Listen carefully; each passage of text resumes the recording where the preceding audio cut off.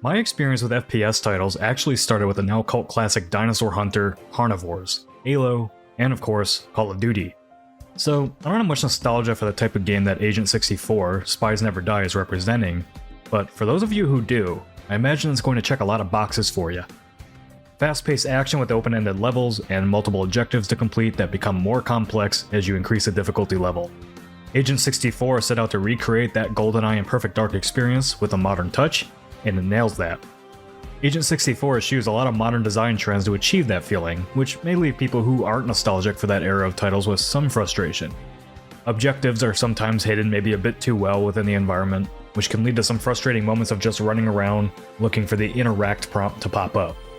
The more open-ended levels later in the campaign can also get a bit confusing as the visual design of the game is very basic. One level in particular towards the end of Chapter 2 had me running in circles to find stolen art pieces, and was a huge difficulty spike in what had been a balanced experience up until that point on Special Agent difficulty. I also completely understand the objective Agent 64 set out to accomplish, but I would have liked to see a bit more variation in the combat. That's just my personal take on it, though. What's there is great, and as you learn the level layouts and where the objectives are, mission replays can be a lot of fun as you John Wick your way through them. Overall, there's very little to dislike about Agent 64.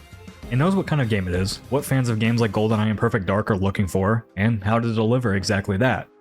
The developer even went back to add PvP multiplayer to the game after demo feedback just as a bonus for the people who wanted to play it. I'll certainly be wrapping up my Special Agent playthrough of the game. You have to appreciate when a game that targets a nostalgic experience actually nails it, as I'm sure many fans of the 3D platformer genre would jealously agree. Agent 64, Spies Never Die is available now on Steam.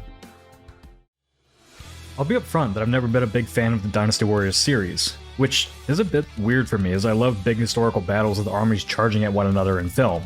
I think I've always preferred the perspective of being just another fighter on the battlefield rather than the power fantasy those games bring. Tears of Metal, however, has found that secret sauce that essentially turns me into a fan of any genre these days by taking the Dynasty Warriors loop and then making it a roguelite experience. Each run takes you across a number of different battlefields as you complete various objectives to secure victory, while also earning currency to purchase upgrades both on and off the battlefield. You also unlock new characters, story beats, events, and more as you progress through each act. Everything you'd expect from a good roguelite is here, along with a unique painterly art style and a rocking soundtrack to boot. The gameplay of Tears of Metal is generally a lot of fun as you go through the usual loop of becoming increasingly powerful, securing upgrades, and additional passive relics. Combat is punchy and fun, though at times can be a little bit frustrating, as I don't think the developers have quite hit the balance yet of taking on the various captains while engulfed in the heat of battle. There's a lock-on, parry, and dodge system in play here, but with so much happening on screen all the time, it sometimes becomes a mess of action along with captains whittling away at your health from off-screen hits. It's not a game-breaking problem, and the more you play, the more you figure out which captains need to be prioritized first, but when you can only recover health by purchasing it or finding little scraps of food, it can quickly get frustrating when preparing for that end-of-act boss fight. The combat may be a bit too simplistic for some, especially if you're experienced with the Dynasty Warriors series, which has a lot of different moves and combos. Tears of Metal adds a bit of strategy into the mix by having you issue commands to your own captains, but as of right now, the system seems a little bit underbaked and not visually satisfying to see in action.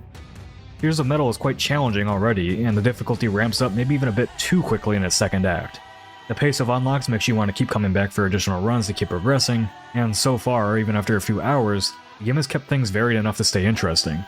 Since Tears of Metal is in early access, it's obviously not a finished game yet, but what's already here is extremely solid, and I'm excited to see how they keep building on that foundation in future updates. Hopefully, a more robust combat system with more interesting side objectives and boss fights are on the cards. A roguelite often lives or dies based on its ability to keep adding in surprises on subsequent runs, and Tears of Metal needs a bit more of that. Tears of Metal is available now on Steam for $24.99 and on the PC version of Xbox Game Pass.